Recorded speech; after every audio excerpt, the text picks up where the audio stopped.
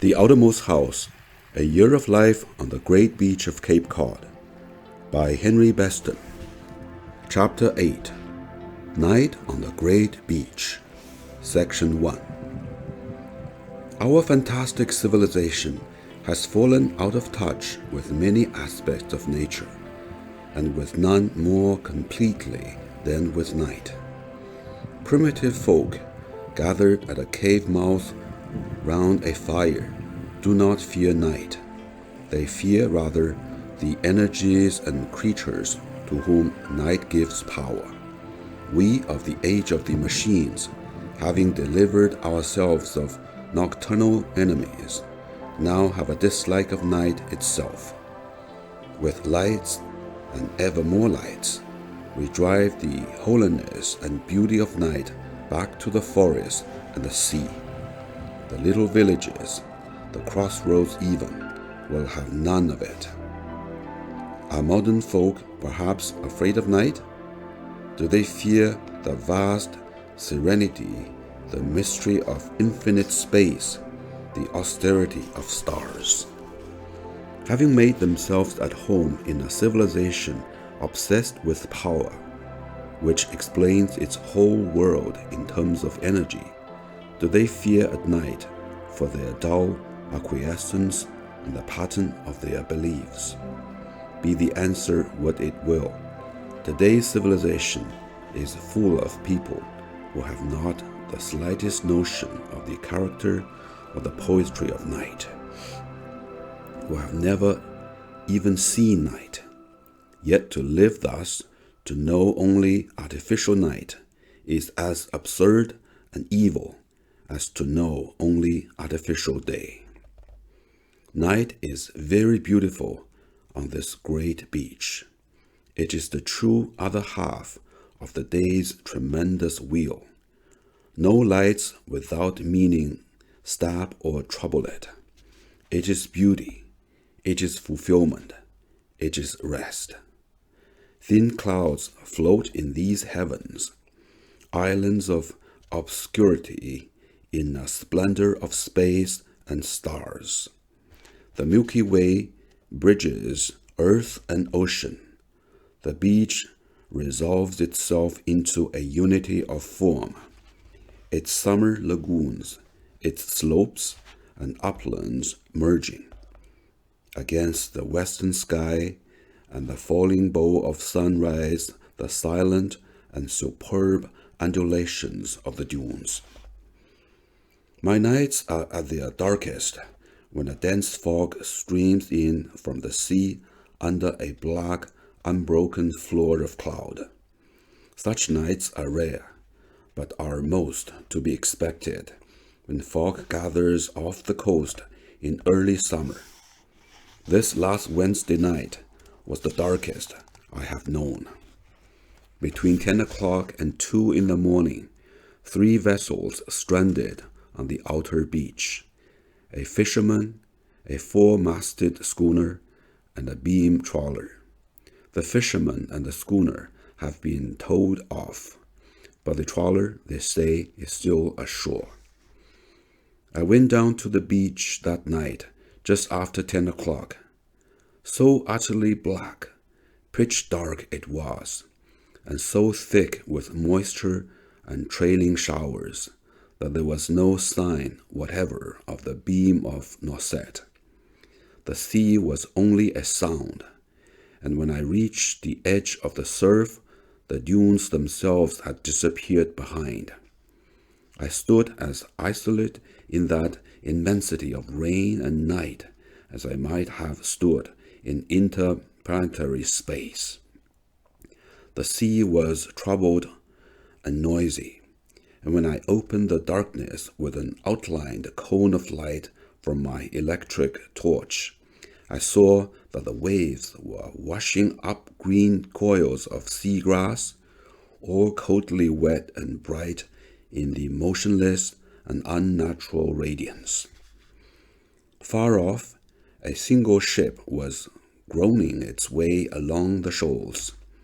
The fog was compact of the finest moisture, passing by, It spun itself into my lens of light like a kind of strange, aerial, and liquid silk.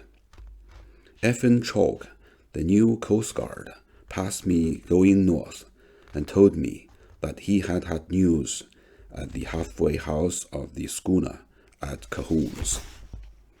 It was dark, pitch dark to my eye, yet complete darkness. I imagine it's exceedingly rare, perhaps unknown in outer nature. The nearest natural approximation to it is probably the gloom of forest country buried in night and cloud.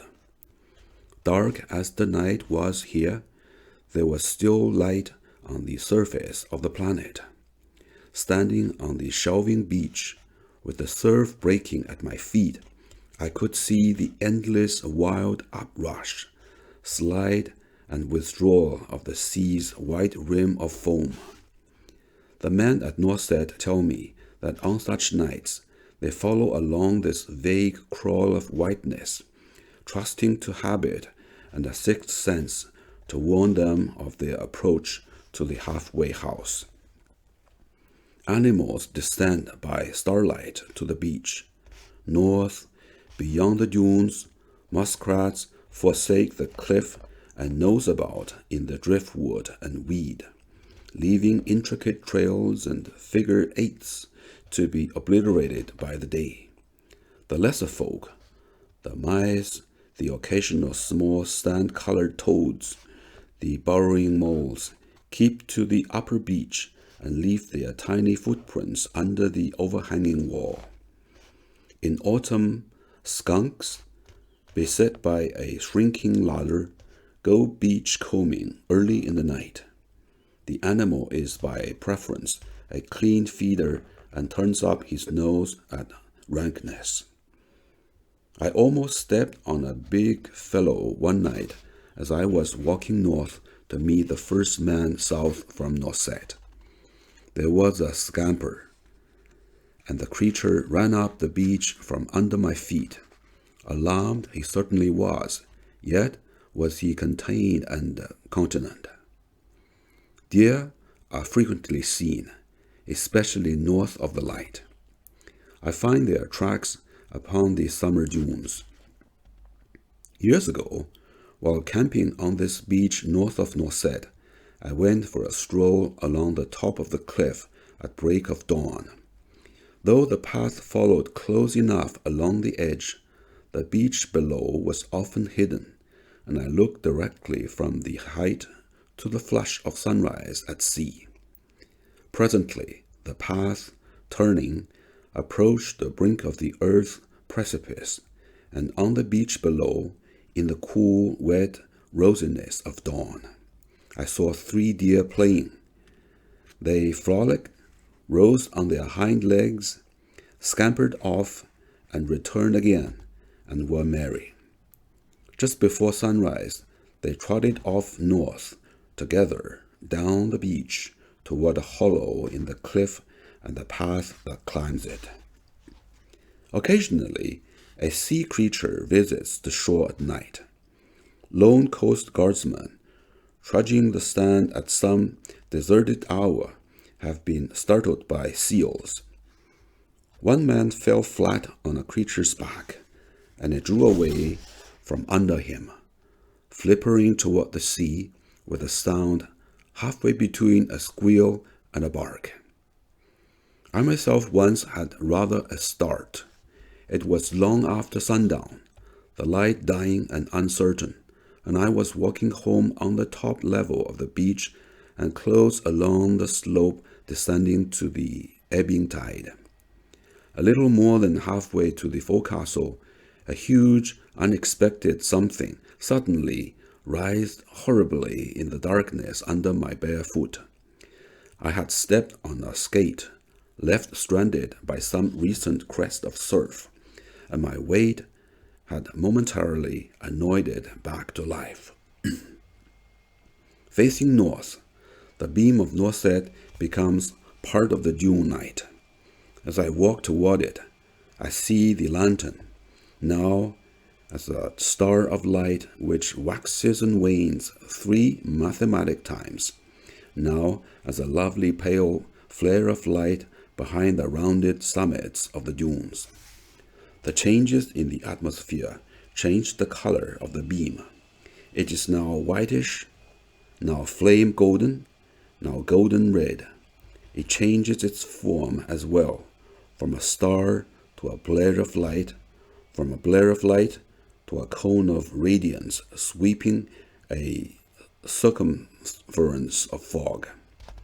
To the west of Norset, I often see the apocalyptic flash of a great light at the highland reflected on the clouds or even on the moisture in the starlit air.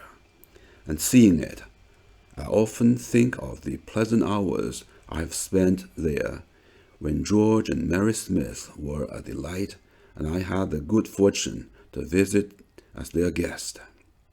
Instead of going to sleep in the room under the eaves, I would lie awake, looking out of a window to the great spokes of light, revolving as solemnly as a part of the universe. All night long the lights of the coastwise vessels pass at sea, green lights going south, red lights moving north. Fishing schooners and flounder draggers anchor 2 or 3 miles out and keep a bright riding light burning on the mast. I see them come to anchor at sundown, but I rarely see them go, for they are off at dawn. When busy at night, these fishermen illumine their decks with a scatter of oil flares. From shore, the ships might be thought afire. I have watched the scene through a night glass. I could see no smoke, only the waving flares, the reddish radiance on sail and rigging, an edge of reflection overside, and the enormous night and sea beyond. One July night, as I returned at 3 o'clock from an expedition north, the whole night, in one strange burning instant, turned into a phantom day. I stopped and, questioning, stared about. An enormous meteor, the largest I've ever seen, was consuming itself in an effulgence of light west of the zenith. Beach and dune and ocean appeared out of nothing, shadowless and motionless, a landscape whose every tremor and vibration was stilled, a landscape in a dream. The beach at night has a voice all its own, a sound in fullest harmony with its spirit and mood, with its little dry noise of sand forever moving, with its solemn, overspilling, rhythmic seas, with its eternity of stars that sometimes seem to hang down like lamps from the high heavens, and that sound, the piping of a bird. As I walk the beach in early summer, my solitary coming disturbs it on its nest, and it flies away, troubled, invisible, piping its sweet, plaintive cry. The bird I write of is the piping plover, sometimes called the beach plover or the morning bird. Its note is a whistled syllable, the loveliest musical note, I think, sounded by any North Atlantic bird. Now that summer is here, I often cook myself a camp supper on the beach.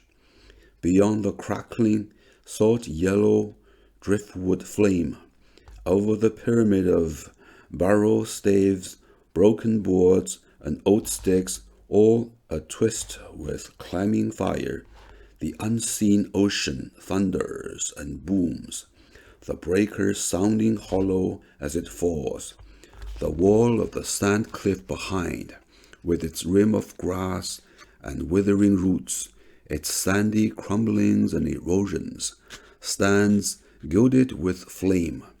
Wind cries over it. A covey of sandpipers pass between the ocean and the fire. there are stars, and to the south Scorpio hangs curving down the sky with a ringed Saturn shining in his claw. Learn to reverence night and to put away the vulgar fear of it, for with the banishment of night from the experience of man, there vanishes as well a religious emotion, a poetic mood, which gives depth to the adventure of humanity. By day, space is one with the earth and with man. It is his sun that is shining, his clouds that are floating past. At night, space is his no more. When the great earth, abandoning day, rolls up the depths of the heavens and the universe, a new door opens for the human spirit, and there are few so clownish that some awareness of the mystery of being does not touch them as they gaze. For a moment of night, we have a glimpse of ourselves and of our very world island in its stream of stars, pilgrims of mortality, voyaging between horizons across eternal seas of space and time. Fugitive though the instant be, the spirit of man is, during it, ennobled by a genuine moment of emotional dignity, and poetry makes its own both the human spirit and experience.